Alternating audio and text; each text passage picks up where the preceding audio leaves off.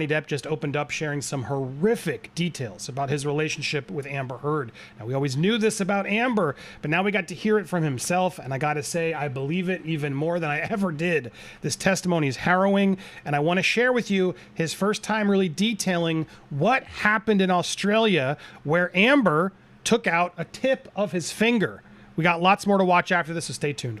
I'm in this position again, and my hand is on the edge of the bar, like that, you know, leaning over the fingers, like that, and she threw the large bottle, and it made contact and shattered everywhere. I honestly didn't feel the pain at first at all. I felt no pain whatsoever. What I felt was, I felt heat. I felt heat, and I felt as if something were dripping down my hand, you know. And then I looked down and realized that the tip of my finger had been severed, and I was looking directly at my bones. Blood was just pouring out. And at that point, I think that I went into some sort of, I don't know what a nervous breakdown feels like, but that's probably the closest that I've ever been.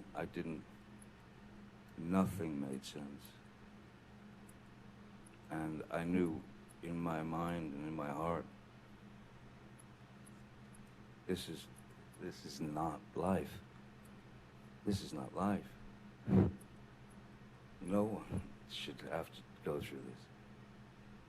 And as I said, this feeling of nervous, being in the middle of some sort of nervous breakdown, I started to write with my blood, in my own blood, on the walls. Little reminders from our past that essentially represented lies that she had told me and lies that I had caught her in.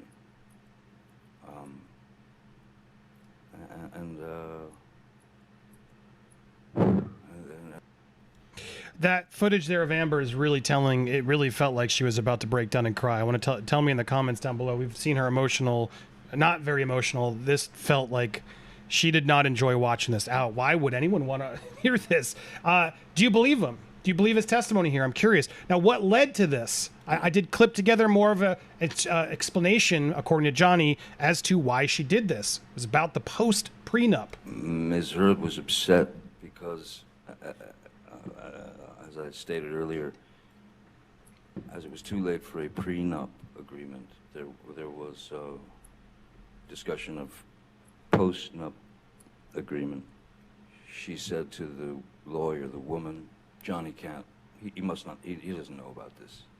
He's never seen, he doesn't know that this is what this is. No way he would agree to this. The lawyer, the woman, had laughed at her and said, oh, he knows. Yes, he knows everything, which sent her into a tailspin. So by the time she arrived in Australia, that was sunk very deep into her psyche. What really surprised me was that she kept saying, I'm not even in your will. I'm not even in your will. I thought that was an odd thing to say, especially since I don't think anybody had had time to change wills or anything of that nature. And she could not let go of the fact that I was in on this post-nup agreement, and that I was trying to trick her into essentially getting nothing if something were to happen. Now, all this is very telling because it's all right before events where Amber's claiming that Johnny was the monster. And Johnny talked in detail about the monster. We'll break that down and so much more tonight on our post show. But I wanted to share with you this one last thing from his opening where he really details some of the horrific things he's had to deal with Amber. I was weak. I was a complete mess. I was an alcoholic. I was going to ruin everything. Your kids are not proud of you. They can't stand what you're doing to yourself. So at that point, I said to her, "Okay, listen." Now, this was in response to him having a glass of champagne at a tribute to actor Christopher Lee, his friend. He had been sober. He hadn't been drinking. He never claimed to be an alcoholic, mind you. We're going to get back to that. But at one point during a photo op, Christopher Lee, who's no longer with us, handed him a glass. He took a few sips with the pose and told Amber afterwards that he did have a half a glass of champagne. And then she flipped and did this. How about this? You want to support me not drinking? I've never asked you this before. How about you? How about you get sobriety and share this sobriety with me to support me and help me through this? What did she say to that? No. No. She said no. She said she didn't have a problem. I have never had a physical addiction to alcohol. I don't. Really, really powerful words because he did this for her. He did this because she didn't like that he was drinking wine, but he's saying, I never had a problem with it. I did it for her, and she wouldn't do it for me. He detailed a lot of her drinking experience as well. But this is where it really hit me. This is where things get even worse. Her, in her frustration and in her rage and her anger, she would strike out. She would. It could begin with a slap. It could begin with a shove. It could begin with, throwing a TV remote at my head. It could be throwing a glass of wine in my face. It was a constant. There was a built-in list of my personal experiences, which I gave to Miss Heard. Those facts were used against me as weapons, especially when it came to my kids. Miss Heard would tell me what a bad father I was, and that I had no idea how to parent. Trying to spend as much time with my children as possible.